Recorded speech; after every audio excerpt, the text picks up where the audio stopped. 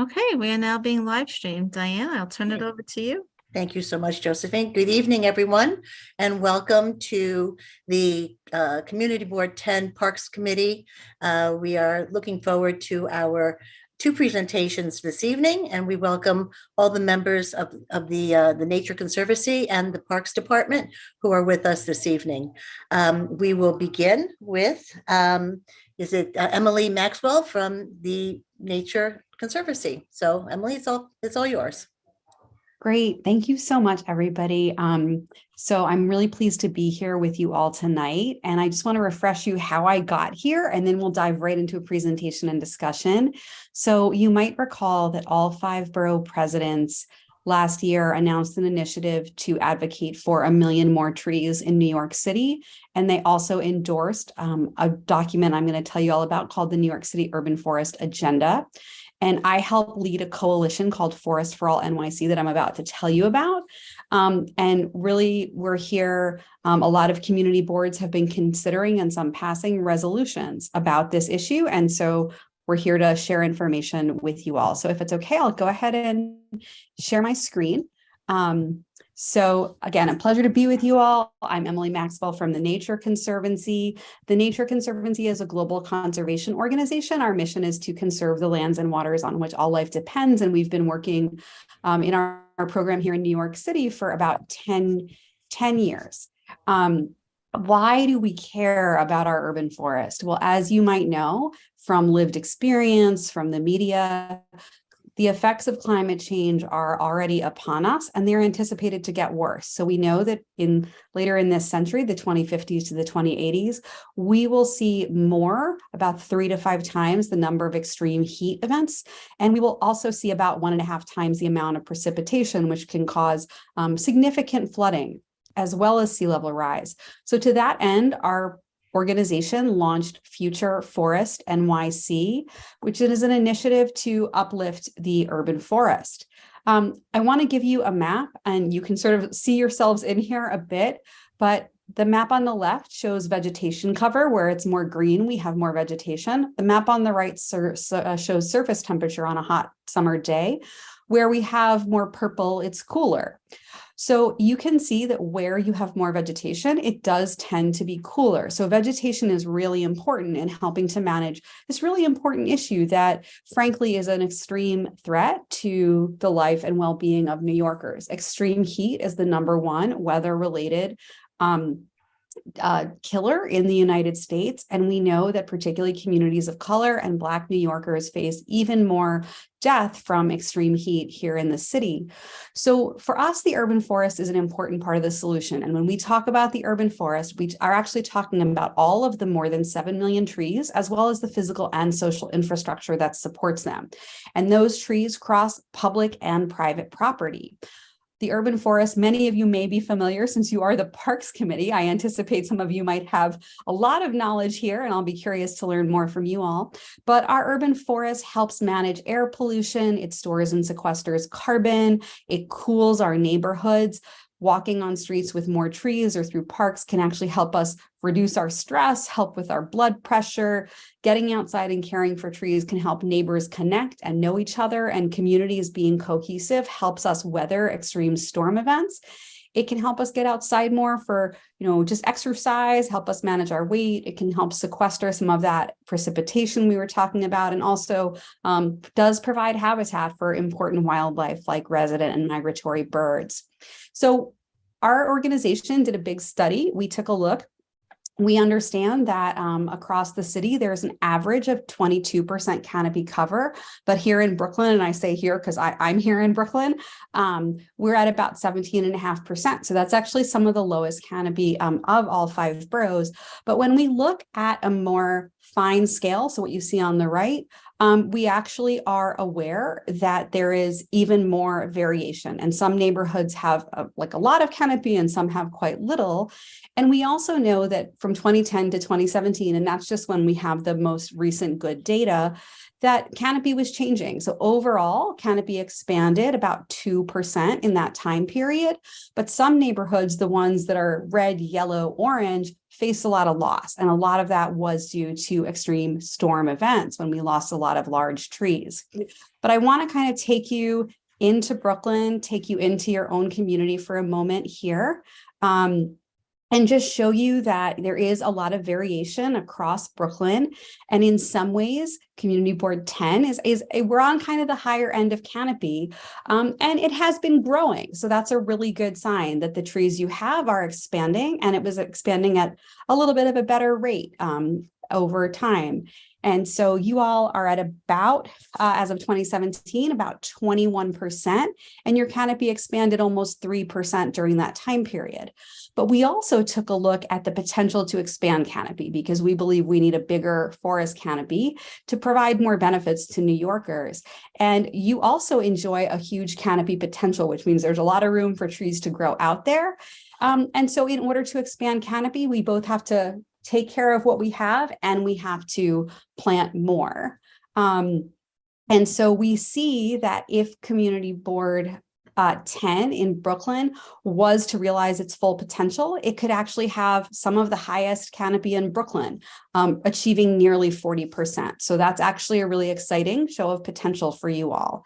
But it, of course, has to fit your own needs. And one of the biggest questions we get asked is, well, what are we going to do about the trees we have? So one of the things we do is we advocate for a bigger budget for the Parks Department for both their operational needs and their capital needs to both care for the urban forest and plant more. And while we believe the Parks Department is itself underfunded, we also believe that the forestry budget is an even more underfunded part of our government. So our trees face a lot of challenges, and you all probably see them in your own community. Climate is a stressor, pests and pathogens, lack of consistent management, not protection. There can be a sort of uncoordinated removal. And until recently, there wasn't a great plan or cohesive vision. And that's where Forest for All NYC comes in. So Forest for All NYC was a coalition that we launched with about 50 organizations a few years ago, or a year and a half ago. And our vision is a healthy, biodiverse, robust, accessible, and well understood urban forest that justly and equitably benefits all New Yorkers. So we are a very large coalition. I'm not expecting you to read all of this information. We have a website. It's Forest for All NYC, where you can catch up with a lot of this, and I can send materials after.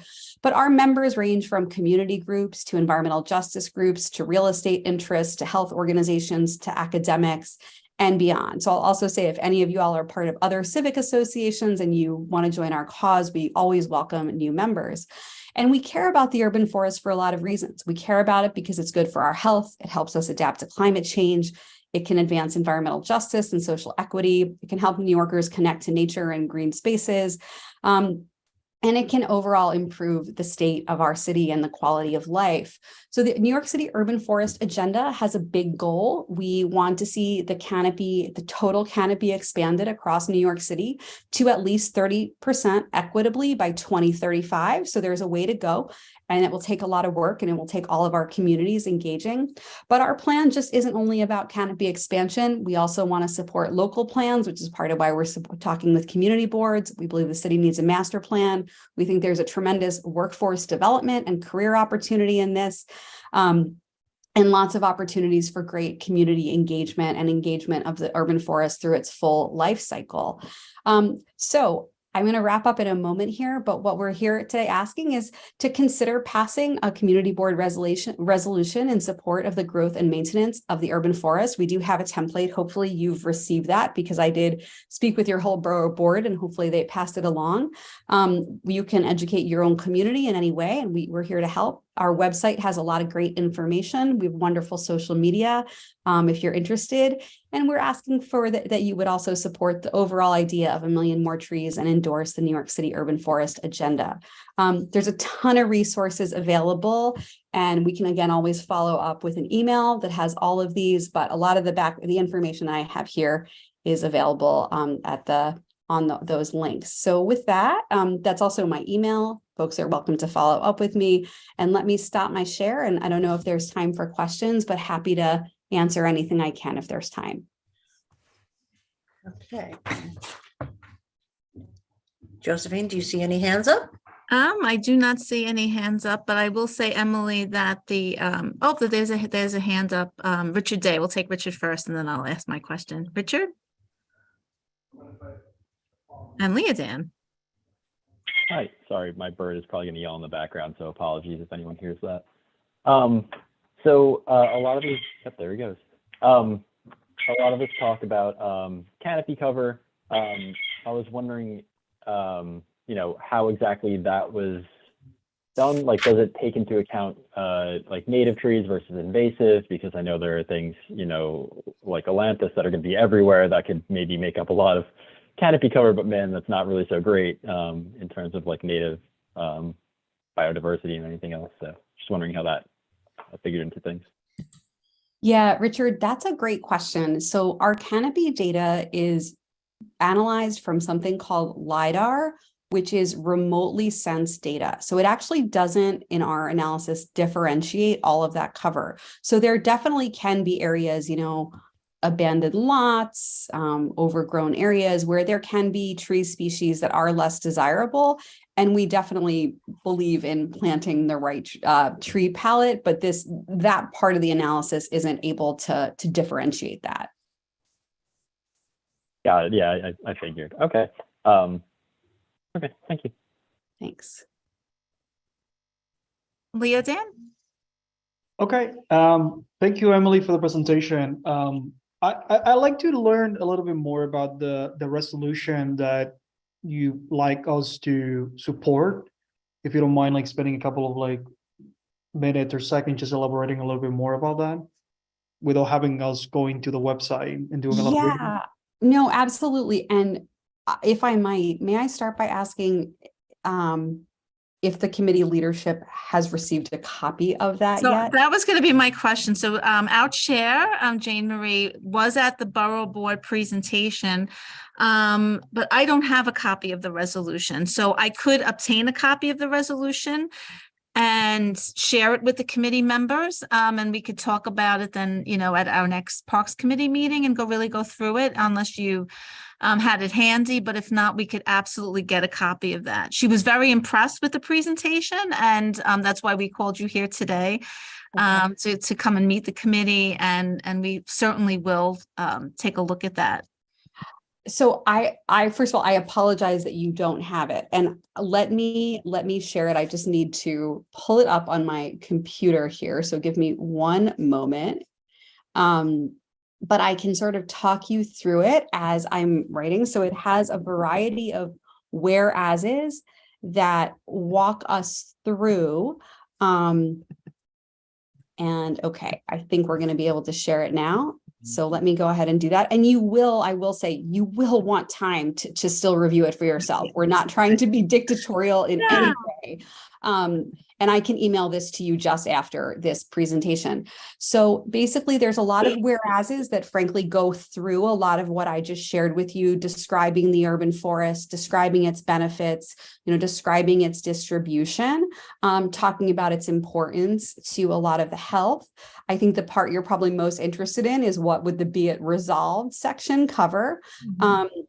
And again, because this is an initiative that was sort of jointly endorsed by the borough presidents and our organization. So it's asking that your board support the 5 borough presidents' goal of planting 1 million more trees, that you consider endorsing the New York City Urban Forest Agenda, that you consider, and I hope you're all able to see my screen, that you consider adopting a canopy goal. So that was some of the numbers for your own community district. And that then there are a lot of bullets that you can consider that really track to the 1 million trees, the implementation of the agenda, the setting of a canopy goal, and a whole variety of the other elements that I had gone through. So I realize that's a bit of a crash course, and I would not anticipate that you would be able to respond to this right away. I would think your committee would want to contemplate it. And what I've seen other boards do is just adapted to reflect their own community. And we're happy to help you if you're thinking about what's the number, what's the data here. We can help provide some of that data, and you can decide if it fits your needs. And Emily, if you can, please email Josephine and Josephine, you'll forward that on to me. Yes, absolutely. And we do, Emily, also, I think it'll give us an opportunity, Diane. We've looked at our tree data in the past. With the pandemic, we were a little bit behind in tree planting in the district, but certainly have a record of advocating and supporting the planting, especially of native species in the district. So we do look forward, and if we have questions, we'll certainly reach out as we're reviewing it. Oh, Terry has her hand up. Hi, Terry. Hi. So I'm all for trees. I'm all for all of it. I assume by expanding the canopy, you're talking about planting trees on residential streets primarily.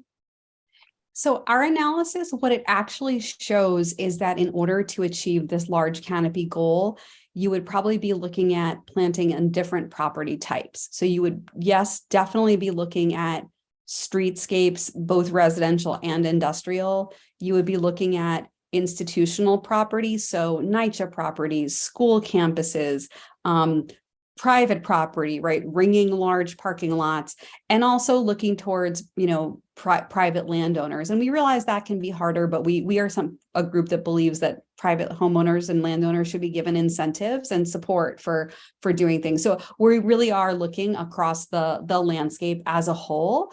And in our analysis that looks at canopy potential, we are able to look more closely at a given community and break down where we think your highest potential is, but we kind of need all land types. The public spaces are already a concern because the Parks Department is just not able to keep up. So we have tree roots breaking through sidewalks. We have limbs that come down. People report that trees are looking dangerous and nobody can get to them. So this all sounds wonderful, but to increase the canopy with no guarantee of increasing the maintenance budget is concerning to me.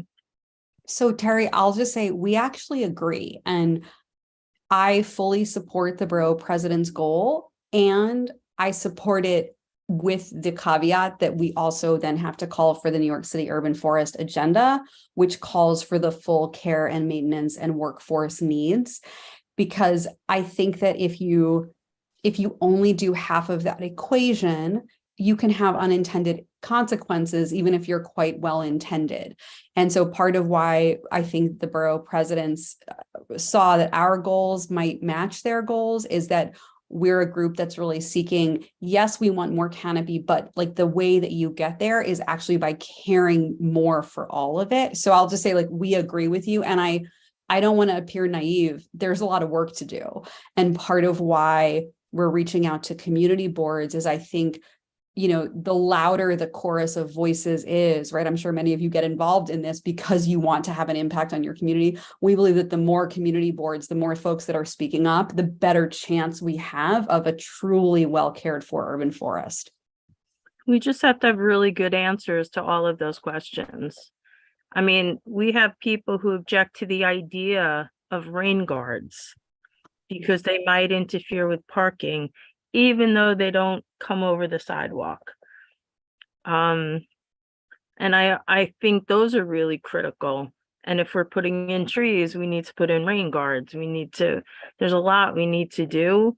And I don't want it to be pie in the sky because then it's just meaningless. I will just say I could not agree with you more. And I would encourage, if the committee does want to consider the resolution, make it as toothy as it needs to be. Make sure it reflects those real concerns. I think they're extremely important concerns. Thank you. Okay, Diane, we have a question from a member of the public. Please. And So I will, Michelle, you should be able to unmute. You have a question? Hi, Michelle. Hi, everyone. Yes, I have a question about the increasing canopy cover. So that is necessary, but to increase canopy cover, it would probably be most beneficial to already just maintain and make sure the trees we already have planted grow properly, so they can provide the most environmental services. But to do that, we could improve the tree pits that we already have. Would it help to remove a lot of the impervious surfaces that are in the tree pits? Like a lot of people in Bay Ridge, I've noticed they have paving stones over their tree pits, which it hurts me a little bit. So that's a great question. And I also saw a question in the chat, and I'm actually going to answer both. So yes, I think we all agree that caring for the trees we have is concern number one, because as they grow, their canopy expands. And the second part of that is adding more. So I want to name the question in the chat was, should we be relying on volunteer groups as well? And the answer is absolutely. And I think we have to be realistic and understand that volunteers alone aren't going to be able to care for the entirety of the canopy. And there's also some equity issues. People deserve to get paid for, good work, but a lot of members of our coalition work with volunteers. Trees New York trains folks to become, I'm a card carrying citizen pruner, so I can take care of street trees on my block. If you haven't ever heard of that, I would really encourage you to take up that. So yes, and in terms of tree bed maintenance itself, look, it really helps if folks on blocks are willing to get out there and water the tree on really hot summer days. And yes, most of those pavers that are in tree beds, I would say probably aren't great. I don't want to make a blanket statement, because if it's a permeable paver and it's placed correctly and it's still allowing water to infiltrate, it actually can be helpful. So it's not like always the same answer. But, like I grew up in like Philadelphia and in South Philly, everybody bricked in their tree. That wasn't a great situation. So we also need to create a culture of care, chat with our neighbors. And I think all of that can help. Thank you. Josephine, anyone else? No, but I just want to mention we're joined by our chair, Jane Marie Kapitsanakis. Hi, Jane. Oh, she was here a second ago. Okay, well, we'll get back to her.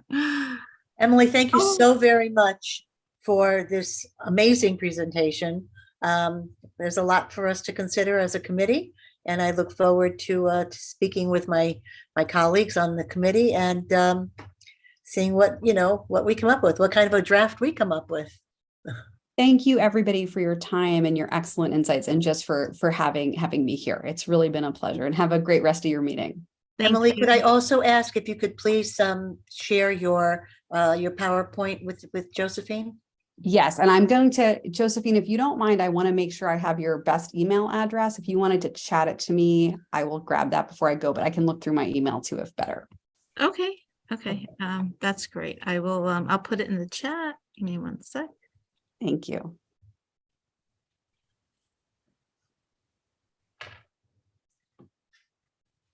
Thank you, Emily. Okay. Thanks, everybody. Enjoy your evening. Thank you. Thank you. And so now we're ready for our second presentation, and we welcome the Parks Department and James Morris, who will be presenting us with the design for the McKinley Playground. I remember that we had quite a meeting, discussing what we all felt should be included in that playground. And so I'm anxious to see exactly what's on the table. So. And we're anxious to show. Thank you, Diane, and thank you, Josephine, for giving us the time to show this exciting new design. So as you're seeing now, our designer for this project, Rita, is sharing her screen to start the presentation. Before we get into that, I just want to preface it with just some clerical information for you guys, so you know what we're trying to do here. So as Diane was saying, back in about May 26th of this past year, we did what was called a virtual input meeting, where we invited the public to come through and just brainstorm, share ideas, fun little thing that we could make sure that we know where to start with a very unique design like this. So we received $5 million from Councilmember Brandon, as you can see in last fiscal year. We're in FY23 right now. yeah, so we're just going to be showing a little bit about McKinley Playground, an effort to, as the former presentation had said, an effort to get a community board approval so we can move forward with the design and know that the community board is backing us at that time. So yeah, that's all we really wanted to, all I wanted to say beforehand, but I'll shift it over to Rita. Rita, why don't you go ahead? Good evening, everybody. I'm very excited to present this project. Our project size is around 1.1 acre. Our goals are to upgrade active play capacity for the park and neighborhood, facilitate passive use and community events, and add to the environmental amenities of the site. The site is located in Bay Ridge, as you all know. The park is a big green triangle you can see on the right, and the playground is located in that white rectangle. Rita, if you wouldn't mind, just if you could just expand your screen just so people can see the best possible. So if you just go to view, your top left. On my top left. Yeah, if up near it says view, up near the top where it says McKinley ComBoard PDF, and then you go down to full screen mode. Is it better? Yeah. Yes. Perfect. Okay. Thanks so Good. much. Yeah. So the area is mostly a multifamily residential area, and there's some institutions like public schools. A lot of kids go to this park. There's also a church. There's a couple of other parks nearby. Probably the most one of the most important ones is Leif Eriksen. We're going to focus in two areas, the bocce court and the playground and fitness area.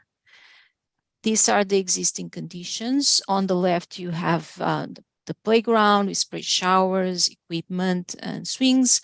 On the right, you have fitness area and a basketball court. In the top center, you have the comfort station. It's not going to be part of this project.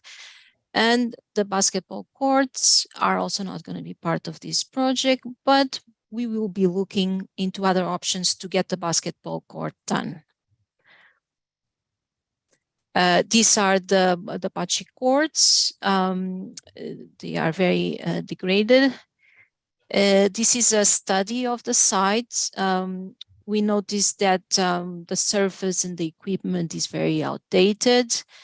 The spray shower, which is that circle on the left in yellow. Do you see my cursor? Yes. Okay, so I can point. So here the spray shower, it's a bit exposed and it's conflicting with the pedestrian circulation. And we also noticed that this is the only entrance that's accessible for wheelchair. There are stairs and there are ramps that are too steep for a person in wheelchair to manage. This is a survey of the existing trees where we note their condition. Most of the trees are in good shape. We are only removing 2 trees due to poor condition. We noticed that they are really beautiful mature trees. That's part of the reason why this is registered as a legacy park, because of these beautiful ancient trees and the curvilinear paths. The trees by the bocce. The entrance, I'm just quickly show you some pictures. I think you know the site, those beautiful trees on the right, the comfort station, the fitness area on the right, basketball courts, a degraded concrete pavement in this area in front of the comfort station, the younger kids play equipment on the right, it's outdated, the older kids equipment on the left, some swings and the spray shower bollards in front. Drinking fountain on the left and the general view from the lower point of the playground. On the left, it's that entrance that is not accessible. We would like to redesign this to have a wheelchair compliant entrance. And we have the sidewalk along Bay Ridge. We're gonna reconstruct the tree pit, and we're gonna also reconstruct some areas of the sidewalk that are not in good condition. Here you have this advertising post that doesn't look very good. It looks a bit out of place, and we're gonna remove it. And we are planning to remove these degraded bocce courts and replace it with grass. So we heard the community. We had a good turnout. We had very good ideas and suggestions. Some of them, or it seems like one of the most important one, was more shade to this playground. Uniform lighting was also an aspect mentioned by many people, and people do like very much their playground. This is our proposal. So I'm gonna start in the left. We have here the new ADA ramp. So you come all the way up to the playground. In this upper area, you have the older kids and the younger kids below. And to the right, you have the renovated fitness area.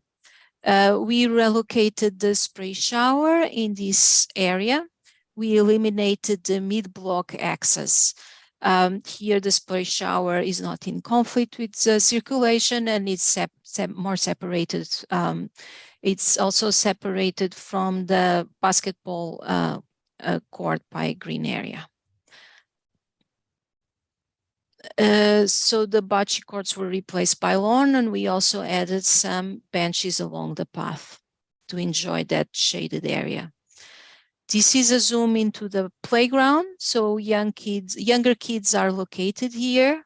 There will be a rain garden that collects all the water that is occurs in this area due to the rain. So the water will infiltrate here. We increased the swings. We had 3 bays and now we have 4. We added trees for shade. This is a rendering of the play equipment. It's designed for all abilities, has lots of roofs with shades, and this big square roof mimics the shape of the square roof of the comfort station. There's a nature theme in the activity panels and in the mushroom step stools. And the colors also are colors that you find in nature. The spray shower has concrete decorative pad. Then you have some in-ground showers, and you have a nice tall sculptoric element that provides overhead water. The fitness unit is going to be all renovated, including the pavement. We are adding equipment that's much more exciting than what exists now. We are adding trees, and we are also adding a rain garden to collect the water.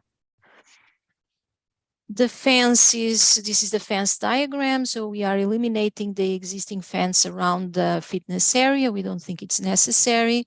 We are keeping the fences in the color gray, and we are adding or renovating the fences in green.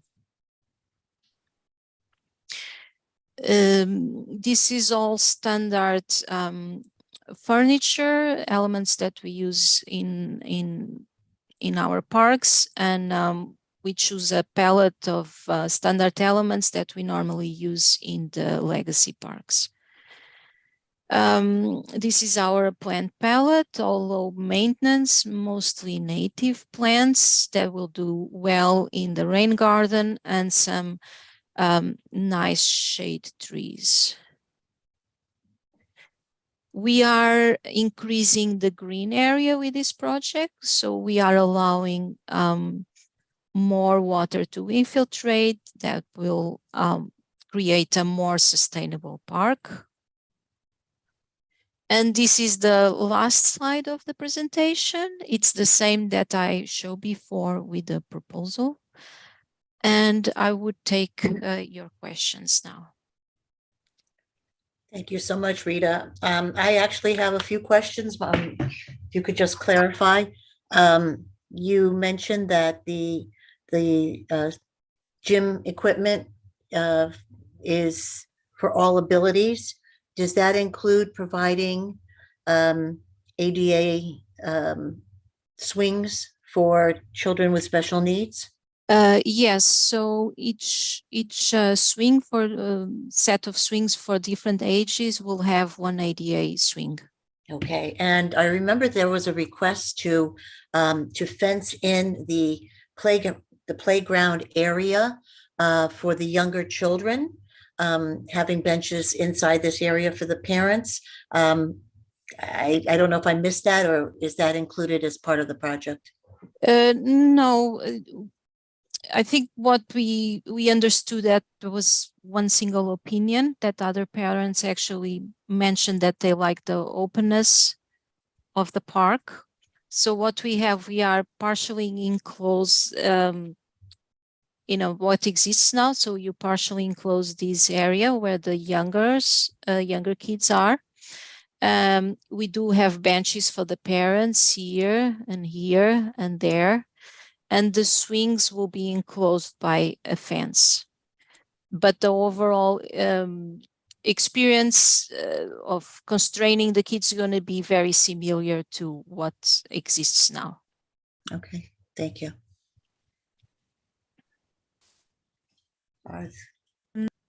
The question from Terry Brennan. Hi. So is the bocce court going away or is it moving? It's going away and it's being replaced by a lawn. Okay. What is an ADA compliant swing? Because I've seen swings that can handle a wheelchair, and I don't think that's what you mean. It is not. You have to transfer. The person needs to be transferred to the bucket. I'm sorry, not to the bucket, to the ADA seat. Okay. Is there ever any consideration of providing sensory areas and just more inclusive equipment? My niece works for a social service agency in New Mexico, and they're in the process of building a sensory playground, which I'm not suggesting we should do, but to have an area where kids who are on the spectrum feel it's a little bit removed from, the fray, can feel comfortable going and playing. And I'm just wondering if that's ever in the consideration set when you're looking at redesigning.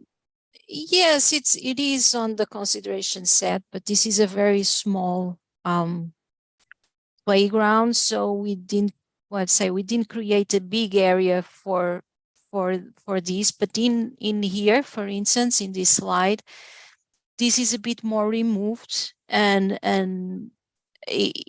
a lot of the plays are sensory plays where you feel the surfaces and you move with your hands.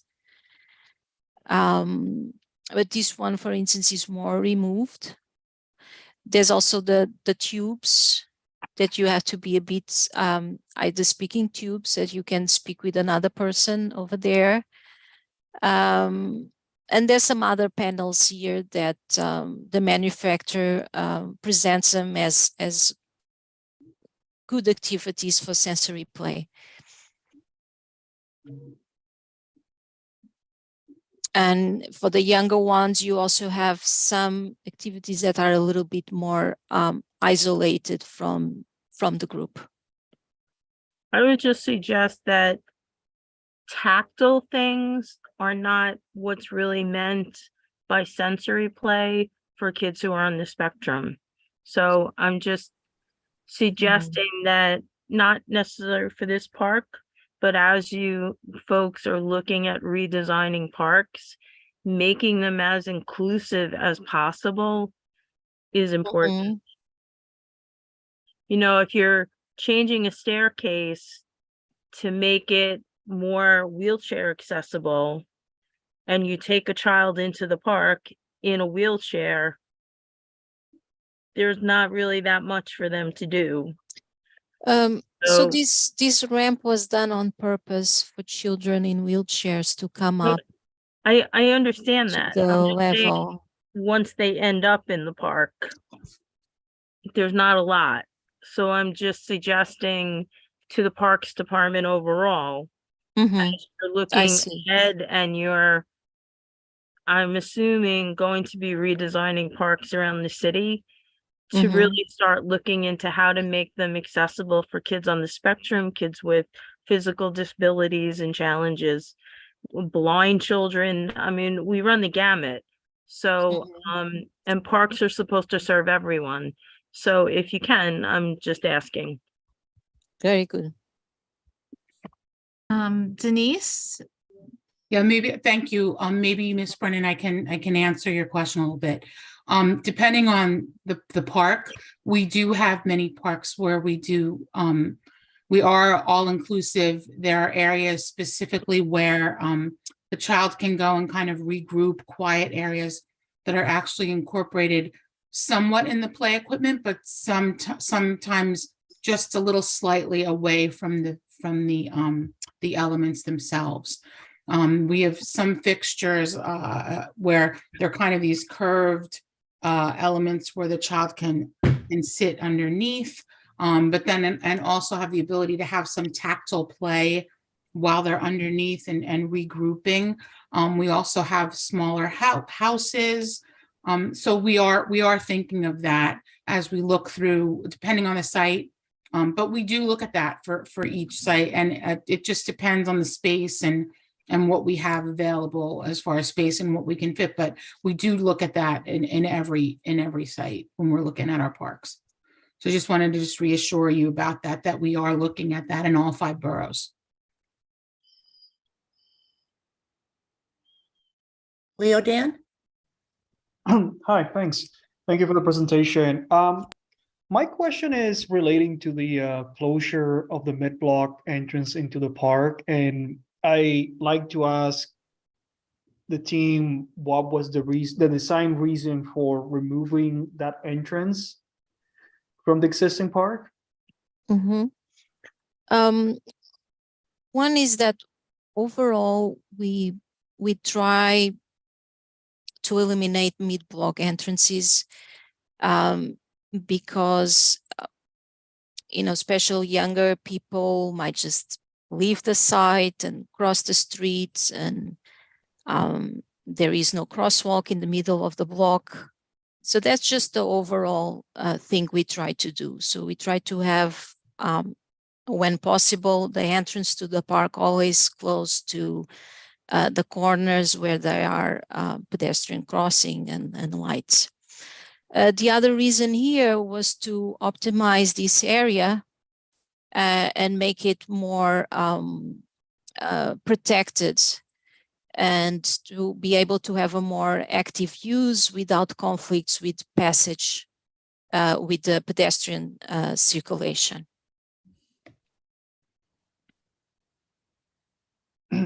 Okay, thank you.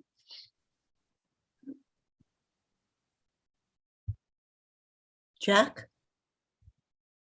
Hi, thanks for the presentation.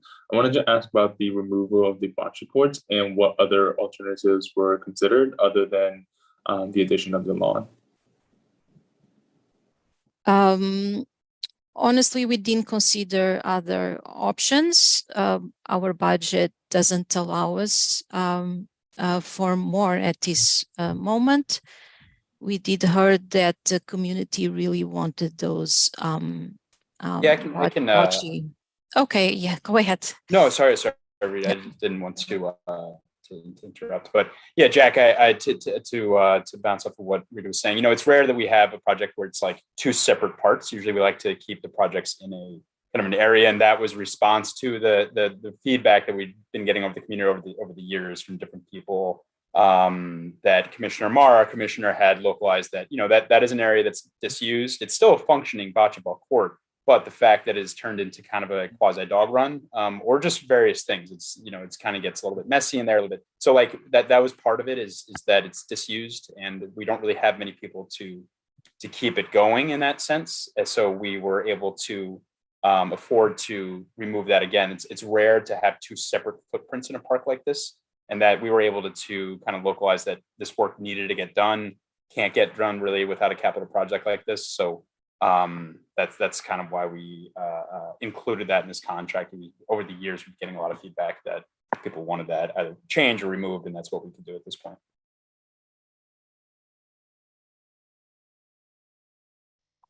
Diane, there's some questions that are put forward in the chat if we want to go through them. Sure. Let me Okay, so the first question is, can a pollinator garden be added to this design?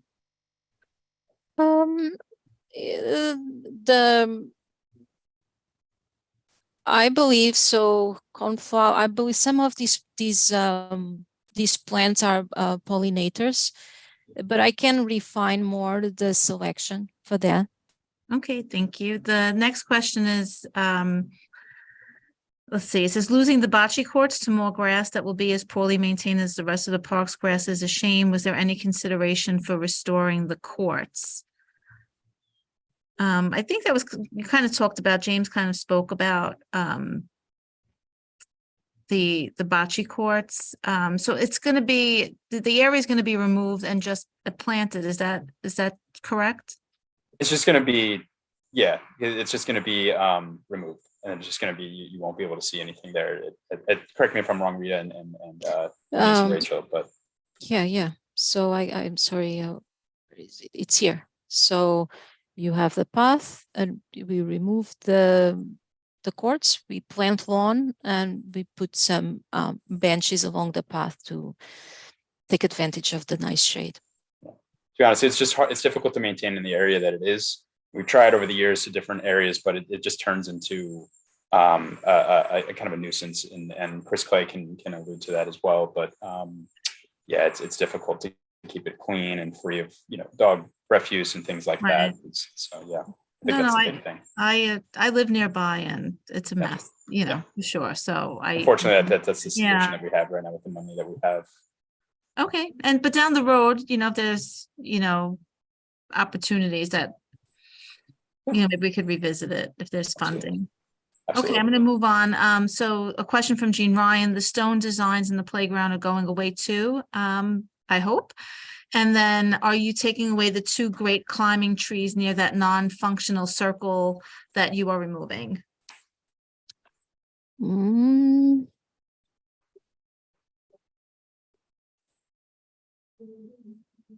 I have to look at the plant. These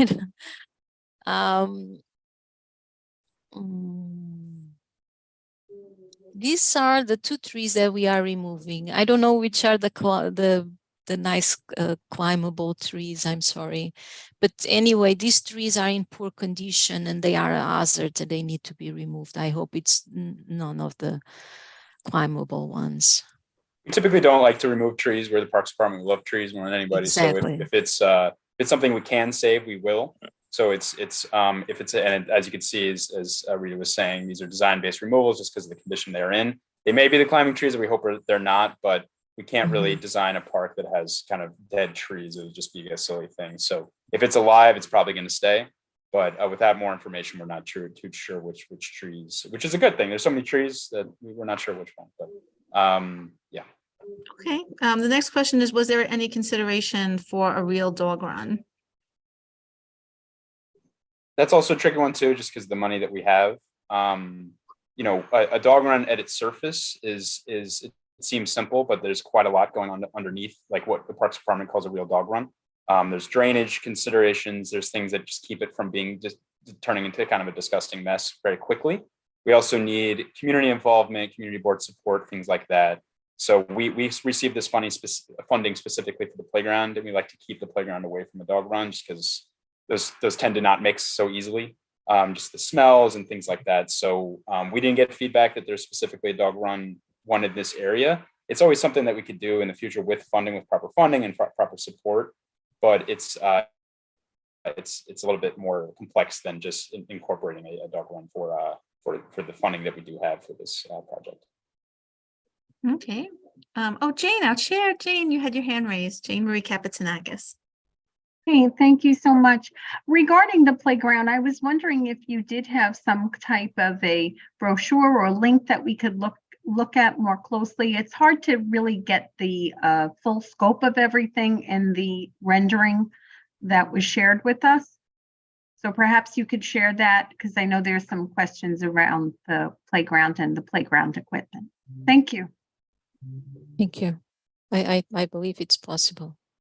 Jim, what do you think? Yeah, and we can, and I think the thing too is we're still in the design phase. It's still a work in progress, and kind of why we're here is to make sure this all gels. This all makes sense for the community, and you like what we're in the direction that Rita and the team is going, and that so that we can move forward and know that the community has is fine with it. And the reason that they're gray and seemingly boring is the color palette hasn't been totally decided on. Those things are a little bit later in the design process. So when we look at it, it does look like these weird monochromatic designs, but trust me, they're flashy, they're incredible. I can give the community, example, it's not open yet, but sort of close by is Bath Beach Playground, which is also a new playground that has this caliber of play equipment that is state of the art. It's insanely cool when you get there on site. It's hard to envision it when you just see it kind of on a small computer screen like this, but the new play equipment that the companies are coming out with that we use for new playgrounds is awesome, frankly. And I'm a 33-year-old person. I say that confidently. So any kids that see this play equipment are going to be truly blown away, especially compared to some of the older play equipment that we used back in decades ago when this playground was still new. So I think it's safe to say it's going to be pretty cool equipment. It's just hard to see in this presentation right now, but we can, Jane Marie, to answer your question, we'd certainly send this around and maybe expand it out a little bit so you know exactly what we're talking about with the play equipment. Right, because in that rendering, you did have like several different levels, and it kind of went from, as it was being explained what this was all about. And so like, it's just hard to really grasp this from looking at this rendering. So anything that can help give us more information to share with the community would be appreciated. Of course, we can work on that and get that back to you. I think maybe even if the images were a little bit closer, maybe that would help too, Jane Marie. We could get you something that the images you can see a little bit more closer may help too. But we can get you that for sure. Right, because as was mentioned, we want the children to have active places to play. Yeah. And so it's just so that we can see what this is all about. And I'm not sure if you had mentioned about like the length, the scope of this. Let me show you in plan view, maybe. Jane Marie, do you mean like the timeline of this project? Well, the timeline was one thing, but like how large, like it's hard to tell, like dimensionally, like how large this is.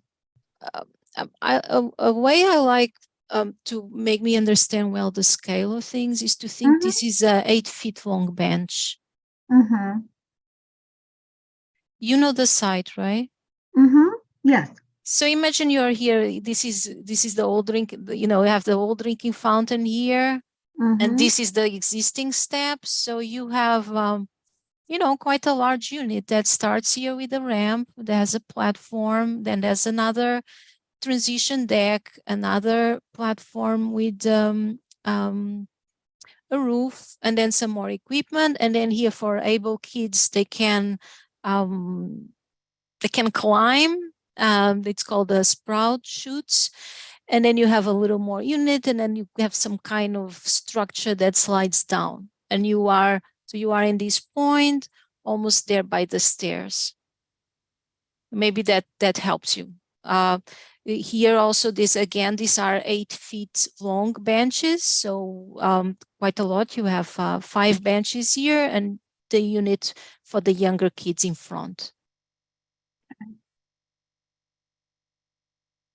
I hope that helps a bit. And here you have 4 bays for swings. Each bay has 2 swings, except for the ADA one, the one for kids in wheelchair. It has only 1. And then the swings over here, again, 1 bay for the kids in wheelchairs, and then 2 bays, each one with 2 swings. It's a bit similar to what exists. While this one here, we added 2 more swings, 1 bay. And you have benches for the parents, benches and benches, and more benches over there. So taking advantage of the new shade created by the new trees. These ones are taking advantage of the existing tree shades. And all these benches have backrests, except for these 2 that don't have. So you can decide if you want to look at the kids or if you want to look at the beautiful view to the park into that direction. Thank you.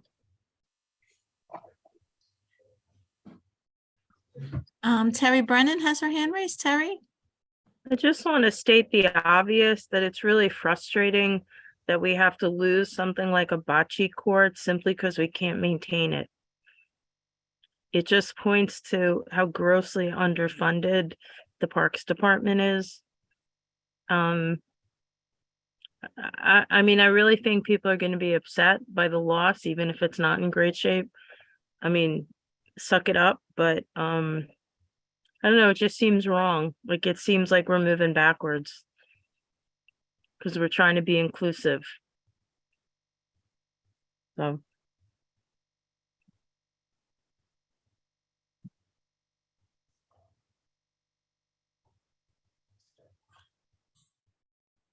Okay. Henry? I mean, in my experience, I think the problem with the bocce courts is that people don't really use them anymore. You know that Diker Heights used to be a very Italian-American community, that Italian Americans like to play bocce, but that hasn't really extended to the younger generations or the new ethnic groups coming in. And the reason that they're so poorly kept and maintained is just because nobody's using them to play bocce. And so, you know, I think it's kind of wistful that something that's always been there is going to be gone, but I don't know that it actually serves a practical purpose anymore. Thanks, Henry. And Rachel, did you have your hand up? Yeah, I had my hand up. I just wanted to respond that we too wish there was more funding for maintenance. A lot of money goes into new construction, and we're given a scope and a budget, and we try to do the best that we can to accommodate the community. So that's we and also the maintenance department, the borough is doing the best they can with what they have. But we totally agree. Thank you. Is there any other hand raised, Josephine? I can't see.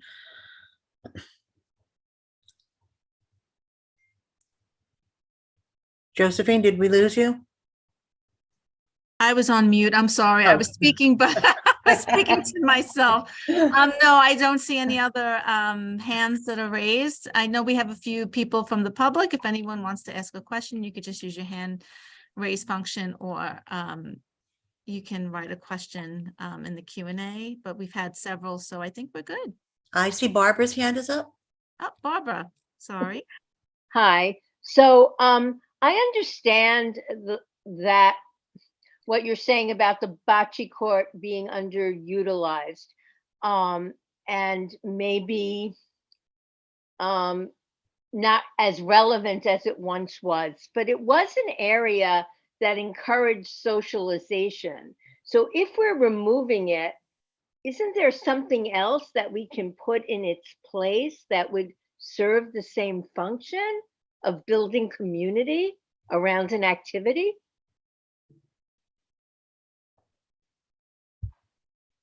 I think I could try to answer that as well. I mean, what we've spoken about, this is something we've gotten feedback from different people in the community, that it isn't utilized as much as it can be in that situation, and that it's more being used as a place to put gross things, frankly.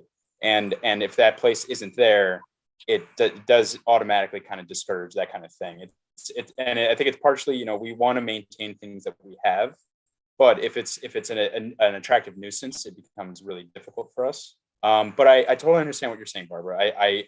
We encourage places to collect and areas to collect around in a thing like that. And we look forward to having that kind of funding to install those types of things in all parks. You know, we love the things to collect people in. That's what we're all about, is that kind of recreation. But I think in this instance, we've gotten feedback, and over the years, we're trying to meet that accommodation that it's become kind of a bit of a nuisance in the area, that people just don't use it as much as we would, you know, that it could be. So right, but yeah.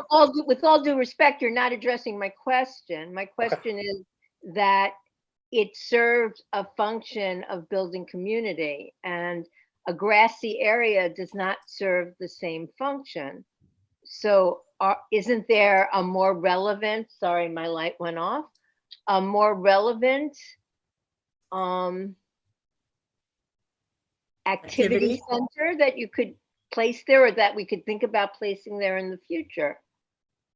Yeah, there's always future funding is possible, but I think with the funding we have right now in this project, we do want to focus on the playground, because that's what the money was allocated for, is to emphasize the playground and play equipment, new play equipment and stuff like that. And this was kind of a bonus to be able to do that. But we totally understand. However, anything that would go in its place would take away from the size and the scope of the playground project.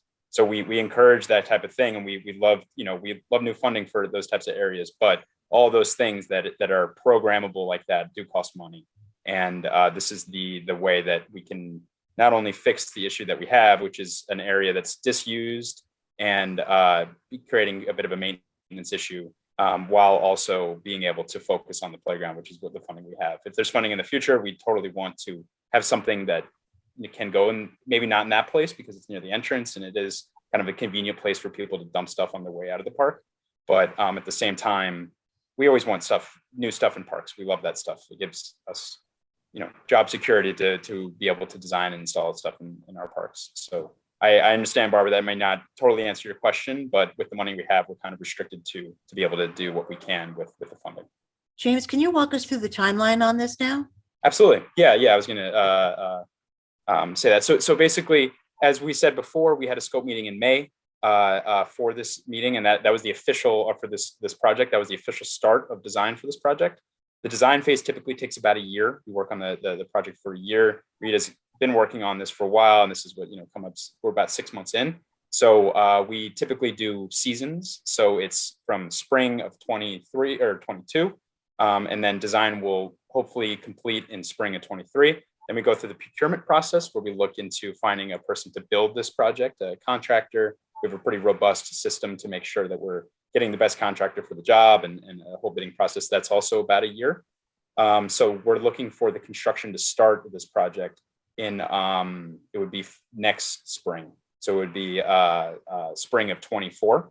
And then construction is typically a year. So it would be from spring to 24, spring to 25 is when this project would be, and then spring of 25 is when the park would open back up. Okay, so the park would be closed for 1 year during the construction phase. Correct. Okay, I'm sorry, Jack, did you have your hand up? I saw that after I spoke. Jack? I guess not. And we do have a question from Jean Ryan, a member of the public and a former board member. So Jean, you can unmute yourself and ask a question. Hi. I'm a wheelchair user, and are you getting rid of those stones? I didn't catch that if you mentioned it. That are the decorative stones in the middle of the playground that are in the way of kids and tripping. And yes. Also impossible for a wheelchair user to go over. I take my grandkids to the park, and I've been there a lot. I've never seen anyone playing bocce in 51 years of living in Bay Ridge. Never. It's always been a neglected area. And I'm thinking, as our temperature warms up, who wants to go to the park and sit there? If you're elderly, I think I see elderly men socializing on Fifth Avenue near the benches and in the coffee shops and things where it might be a little cooler than being out in the sun. I think the bocce idea is more something from a bygone time. Also, I'd like to request that when you have benches, that you have cutouts, platforms at the ends of them, so wheelchair users can sit with our friends and our family, and we're not in the walking path, because that's the trend now, and not put planters and garbage cans there. Thank you. Thank you.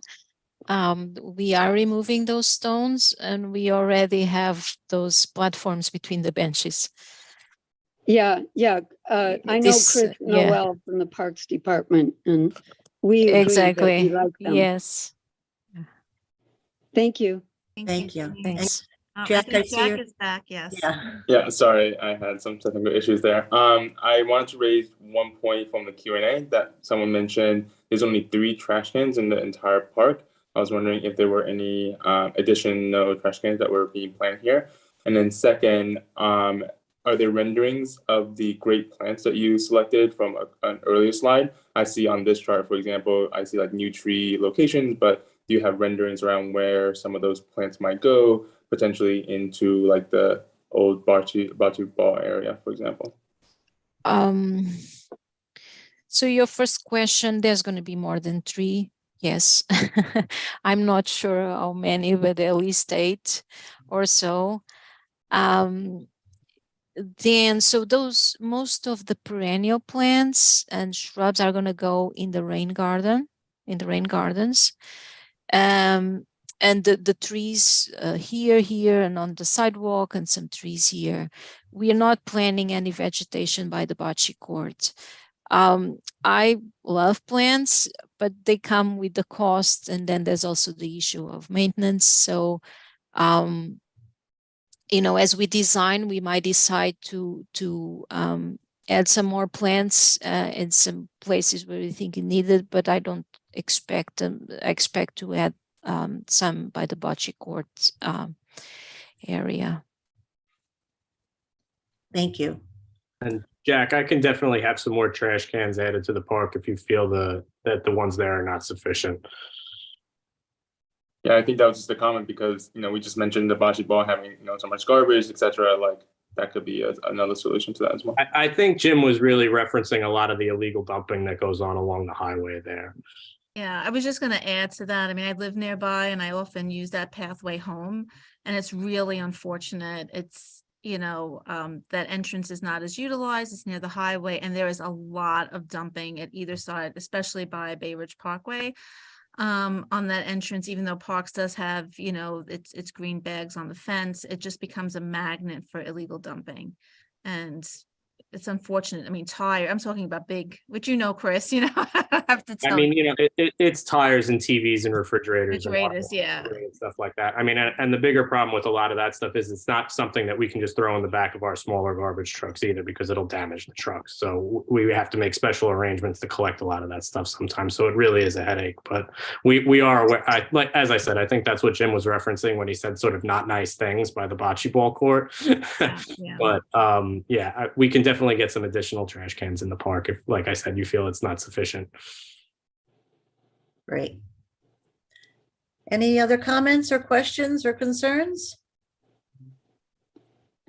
I have one. There was something that came up in the Q&A. I'm so sorry, Dan. I wanted to, because it's an important question that we get a lot about phasing. There's the question: can this be done in a phased approach to limit the duration of closure? It's a great question, and it is just a tricky thing with the bidding process and the contractor that we do pull on.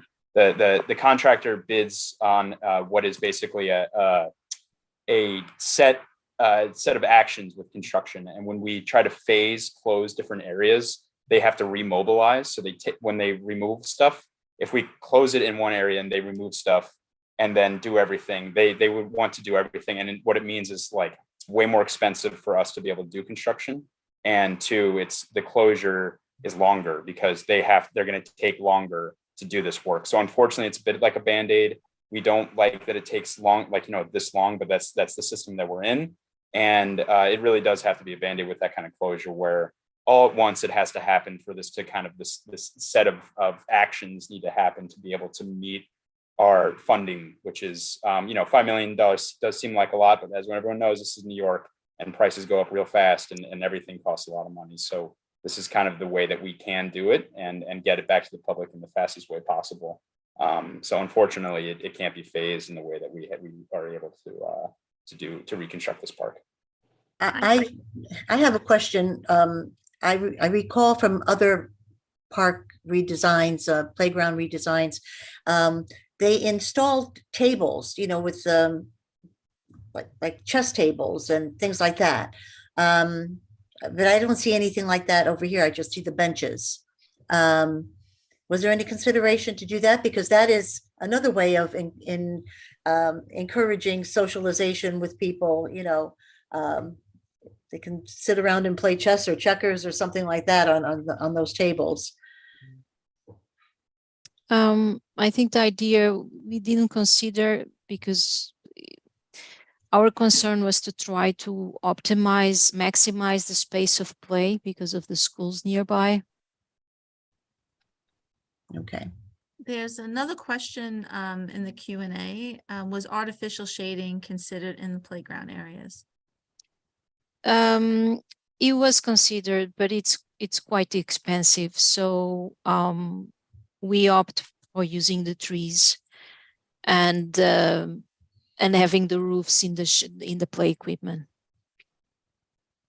Thank you. Okay. Well, this is quite a comprehensive presentation. I assume if we have any further suggestions, we can notify you, Jim. Of course. And at least while we're still in the design phase, if anyone that is on the committee or on the call itself has any recommendations that they would like to see, maybe Jim, you can put or whoever. I was just going to say, I'm happy to put my information in the chat. If anyone has any questions about capital projects, park stuff, I'm a good intermediary between, you guys already know Chris Clay. He's local. He knows this stuff. So if there's any maintenance stuff, obviously continue to go to Chris Clay. But if anyone has any, there's a good amount of capital projects in the area. If anyone has had any questions or anything like that, please let me know. And any follow-up questions, this is still a work in progress. But as we alluded to, we are looking for, a community board approval, just so we know that when we move forward with this design, that when we start construction, that we know that the community is on board and likes the design and stuff like that. That's kind of the point of this. So, but yeah, I'm happy to leave my information and please let me know of any questions. Thank you so much. I appreciate the presentation. Thank you to everyone from Parks who was here to support this.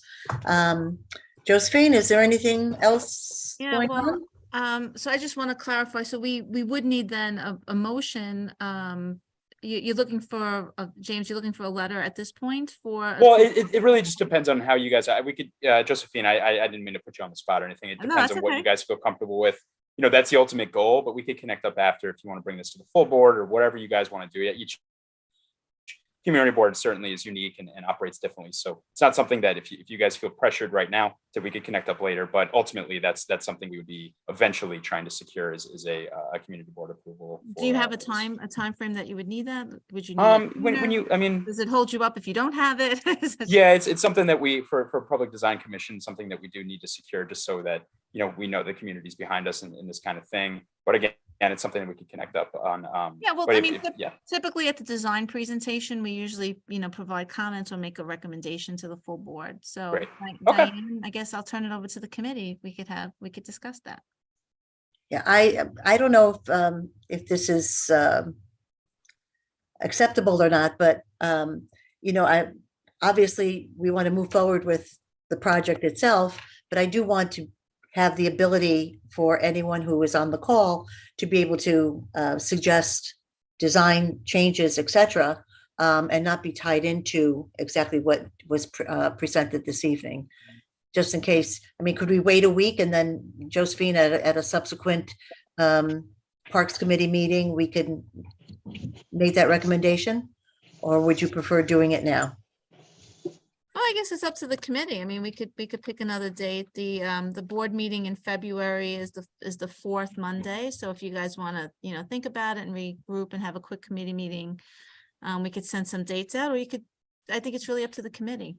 Can I have an idea from the committee members? Do you want to move forward on this now? Or would you like to keep it open for a while? Henry, Terry, I see two hands. Henry?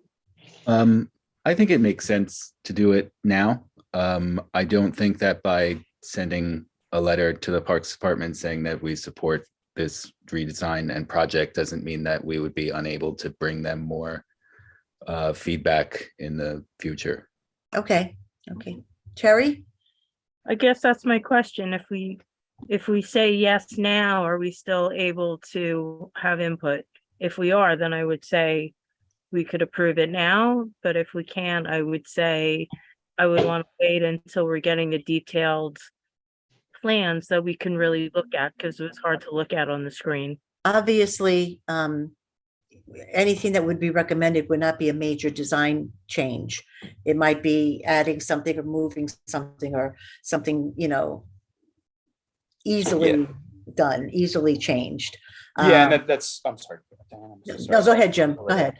No, and I was just bouncing off what you're saying. Yeah, that's the idea, is that, you know, we look to secure this kind of thing so that, you know, down the line, we obviously want to continue this communication, but there is a point with this design, like any design or any work in progress, that there's a point that if feedback directly conflicts with what we're working on, we have to change it. That leads to delays, that leads to more money that we need to spend on the design, and that leads to changes, frankly, in the construction period, because we have to change this. And I'm not saying that would happen. And Diane, you already alluded to, it'd be small. But yeah, the point of this would be to get that so that we can move forward, knowing that the design is pretty much set. There's points where it has to be set, just because we need to move forward with what's called like construction documents, where we bid it out and show people like, hey, this is exactly what you're working on, and it's because they get prices based on that. And if there's any changes, that changes. It's like a whole system. So yeah, correct. So with that in mind, I will entertain a motion from the committee to send a letter to the Parks Department that we are in agreement with this project. Can I have a motion? Just to clarify, would that mean that the committee is sending the letter, or would that be on behalf of the committee? It'll go to the board. It'll be from the board. Okay, and then when it goes to board, can we also make sure that the board is well aware of this full design, this whole presentation, that it's being sent to them, as well, so they have a chance to look at it before they also sign on? Yes. Yep, we'll share the meeting link, the YouTube link with them, and they can certainly view this and view the presentation in advance of the board meeting. Okay. In that case, I think like the design itself is directionally sound. It covers the scope of what was originally asked for, renewing effectively all the equipment in the core areas, which I think is great. So I'll motion to do exactly that, to send a letter to the Parks Department with our support. Thank you, Jack. Can I have a second to that motion, please? I second that. Leo Dan? Dan, yeah, great. Thank you, Leo Dan. Okay. All in favor, if you could just raise your hands. Okay, it's unanimous. Unanimous, perfect. Thank you so very much. Parks, thank you again for this wonderful presentation, and we anticipate what's going to be a beautiful playground for our community. We will discuss this with the full board on February 27th, 28th, something like that. Yeah, the last Monday of the month. The last Monday of the month. Great. And thank you, everyone. Really appreciate the time. And Josephine, I'll connect up with you on the details, and we'll expand the presentation a little bit so you guys can really see the play equipment. So it's really out there. But yeah, thank you again, and thanks for having us. Thank you, everybody. Good night, everyone. Good night, everyone. Good night.